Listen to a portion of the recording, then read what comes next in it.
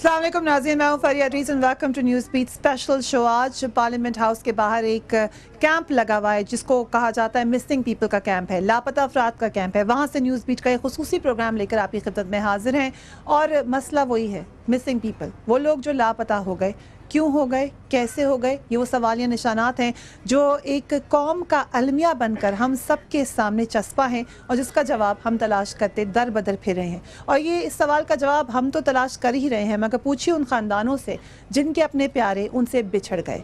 नाज़रीन, आप सब ने कभी ना कभी किसी से प्यार किया होगा, चाहे वो आपके वालिद मोहतरम हो, चाहे वो आपका भाई हो, चाहे वो आपकी ज़िंदगी का हमसफ़र हो, और उन प्यार करने वालों के साथ कभी ना कभी आपके ऊपर जुदाई के लम्हात भी आए होंगे और आपको पता होगा कि वो जुदाई के लम्हात क्यों आए, किस वजह से आए, कब तक रहेंगे, और अगर हमेशा के लिए हैं, अगर वो दुनिया से चले गए हैं तो फिर कुछ अर्सा रो कर, परेशान होकर, शायद एक कब्र पर अपने आंसू बहाकर उसको विज़िट करके अपने दिल को तसल्लियाँ भी दे ली होंगी।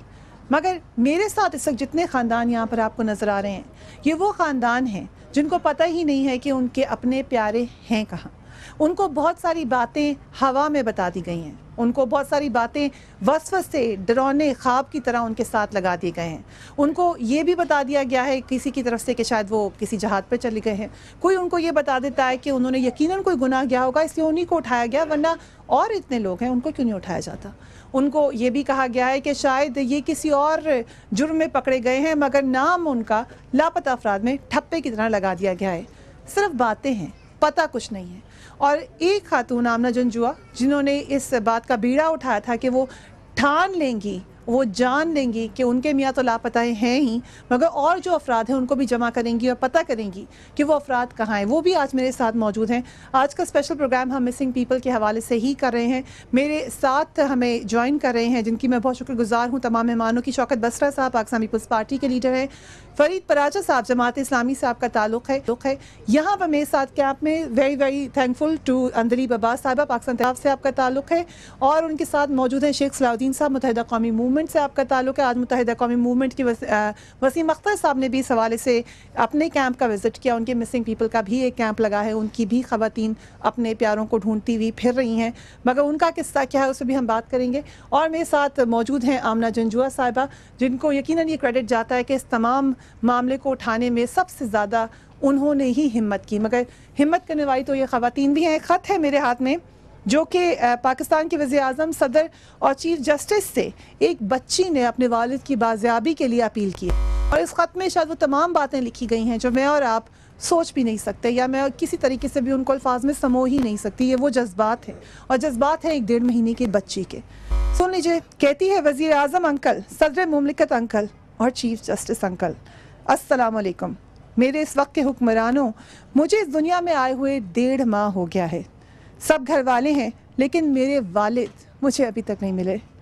पता चला कि वो रियासती इदारों के हुक्म पर मुझसे दूर हैं, तो मैं आज अपने मोहब्बत भरे घर से उठकर इस्लामाबाद की बर्फीली हवाओं में अपने बाबा की तलाश में पार्लियामेंट के सामने अपनी माँ और अपनी नानी के साथ आई हूँ। शायद आपको इस बात का इल्म नहीं हुआ, अब ये सख्त सर्दी का मौसम मेरी बर्दाश्त से बाहर है, मगर मैं तब घर जाऊंगी जब आप मेरे बाबा को मेरे साथ जाने देंगे। क्या आप मुझे इस काबिल नहीं समझते कि मैं सुकून से अपने माँ बाप की मोहब्बत तले परवरिश पाऊँ?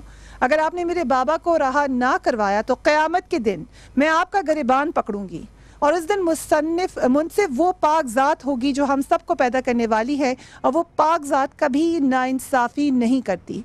आपकी बेटी बरीरा अजहर, उम्र 1.5 माह। वो बरीरा इस वक्त हमारी खुसूसी मेहमान है, और बरीरा के साथ उसकी वालिदा और उसकी नानी भी हमारे साथ मौजूद हैं। अगर आपको मैं मुलाकात करवाऊं तो न्यूज़ बीट की पहली मेहमान ये छोटी सी 1.5 माह की बच्ची है, जिसने पैदा होते इस दुनिया में आए हुए 1.5 माह हो गया है, और वो 11 दिन से इस कैंप में बैठी हुई है अपनी माँ की गोद में सर्दी के मौसम में, और उसकी ख्वाहिश है कि अब बता दें मेरे वालिद हैं कहाँ। अस्सलाम वालेकुम। वालेकुम अस्सलाम। आप वालदा हैं बरीरा की? जी मैं बताएंगे अपने बारे में, और आप नानी हैं उनकी? जी हाँ। आप लोग कहाँ पे रहते हैं?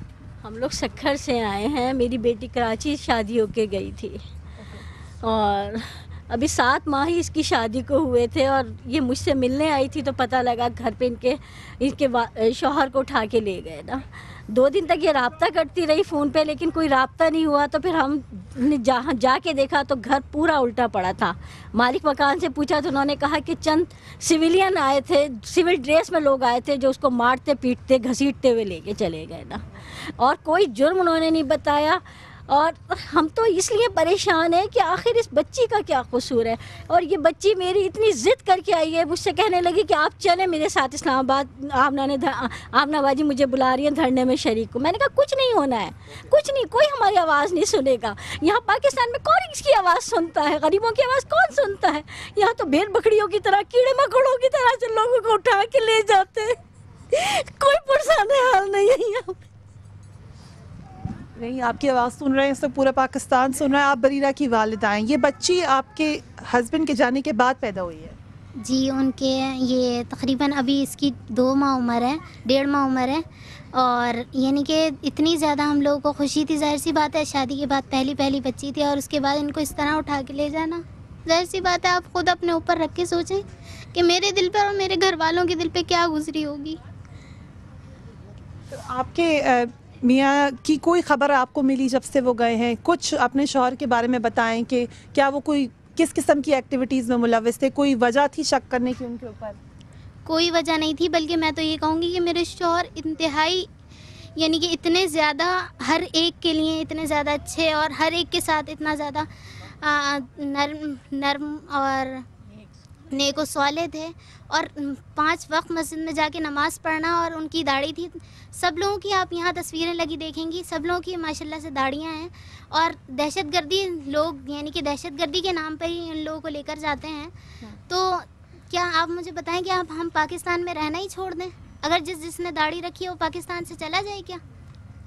یہ ایک سوال کر رہی ہیں خاتون. فرید پراچا صاحب کے پاس میں چلوں گی. سب سے پہلے فرید پراچا صاحب, آپ سے میرا سوال یہ ہے کہ اگر آپ مجھے بتائیں, جماعت اسلامی کا بل ہے میرے پاس جس میں یہ کہا گیا ہے کہ پاکستان میں انٹیلیجنس اداروں کے ہاتھوں لاپتہ ہونے والے افراد کی جلد بازیابی اور ایجنسیوں کے اختیارات میں کمی کے لیے آئین میں ترمیم کی جائے گی. اب جبکہ 18ویں ترمیم ہو گئی, 19ویں ترمیم ہو گئی, اور باتیں ہو گئی, اب آپ لوگوں کو خیال کیوں آیا یہ ترمیم کا بل پیش کرنے کے لیے جبکہ آپ کی سینٹ میں ریپرزنٹیشن ہی ختم ہو جائے گی؟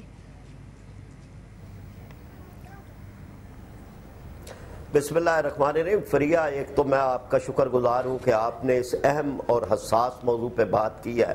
ایک انسانی المیہ ہے جس پہ آپ پروگرام کر رہی ہیں. یہ آنسوؤں کی کہانی ہے, یہ آہوں کی کہانی ہے, یہ بے بسوں کی کہانی ہے. اور اس کے ساتھ بہت ہی میں سلام پیش کرتا ہوں آمنہ مسعود جنجوعہ صاحبہ کو.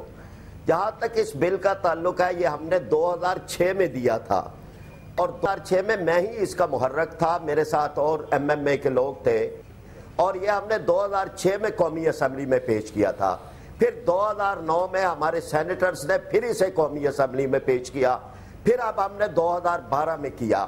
چونکہ اکثریت جو ہے وہ یہ بل تو اکثریت سے پاس ہونے ہیں, اس لیے ہم تو آواز اٹھاتے ہیں, واویلا کرتے ہیں, اس کو قانون کی شکل دینا چاہتے ہیں تاکہ کوئی بھی بے لگام نہ ہو اس ملک کے اندر, بلکہ دنیا بھر کے اندر قانون سے اور آئین سے اور انصاف سے کوئی بھی بالا تر نہیں ہے.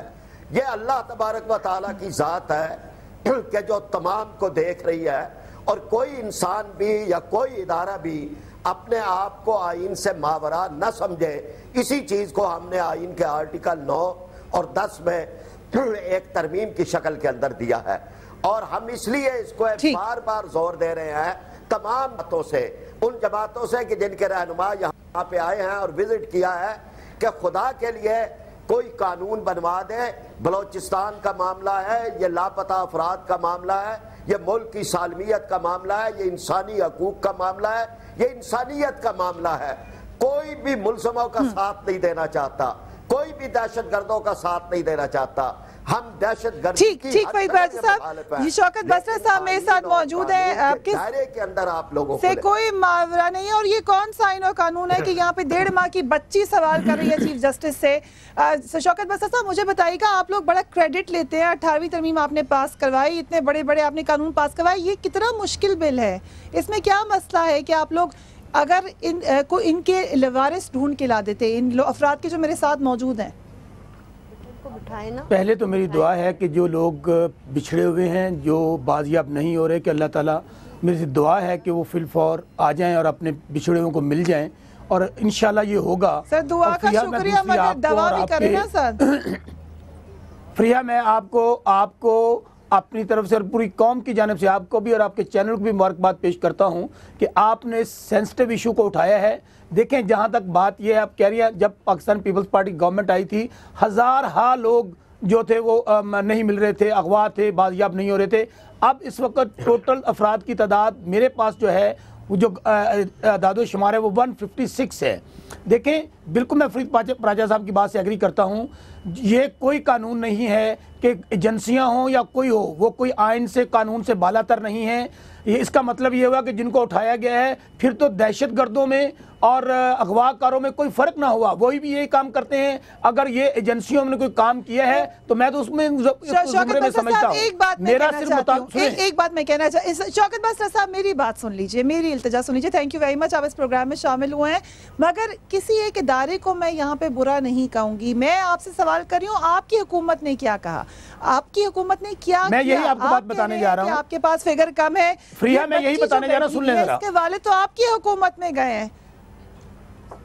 میری گزارش سن لیجئے. میں نے آپ کو پہلے فگر دیا ہے کہ ابھی ٹوٹل 156 ہیں. ہماری حکومت آنے سے پہلے ہزارہا لوگ تھے جو وہ پرویز مشرف کے دور میں، جو ڈکٹیٹر کا دور تھا، یا تو وہ مار دیے گئے یا اٹھا لیا گیا. آج میری صرف گزارش آپ کو میں کہتا ہوں، سن لیں ذرا.